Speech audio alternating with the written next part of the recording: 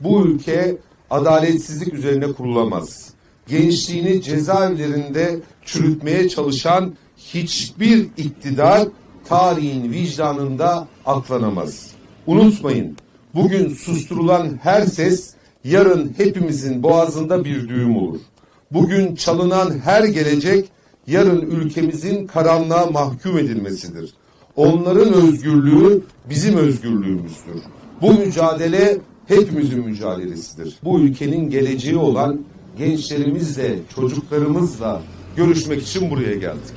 İçerideki durum nedir diye sorduğumuzda son güncel olacak bir bilgi bize gelen, çocuklar diyor ki içeride herkes öksürüyor. Herkes öksürüyor diyorlar. Bir salgın şüphesinden bahsediyorlar ve bununla ilgili talepte bulunuyorlar. Yalnızca aralarından 3-4 çocuğumuz seçiliyor, revirde bir kontrolü yapılıyor, bir şey yok diye tekrar geri gönderiliyor. İşte tablo bu aslında.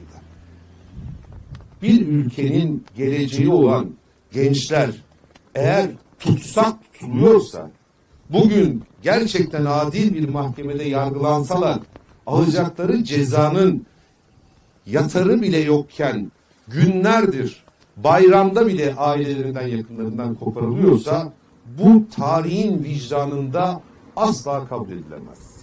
Hani Mustafa Kemal Atatürk gençliğe hitabede bir gün diyor ya, aslında o bir gün bütün cumhuriyetçiler için gençliğin tutsak edildiği, siyasi iradenin yok sayıldığı, millet iradesinin yok sayıldığı, haber alma hakkının yok sayıldığı o gün bugünlerdir işte. Türkiye'nin sayılı üniversitelerinde yüzdelik dilimlerin en üst derecesine giren çocuklarımız bugün içeride tutuklu.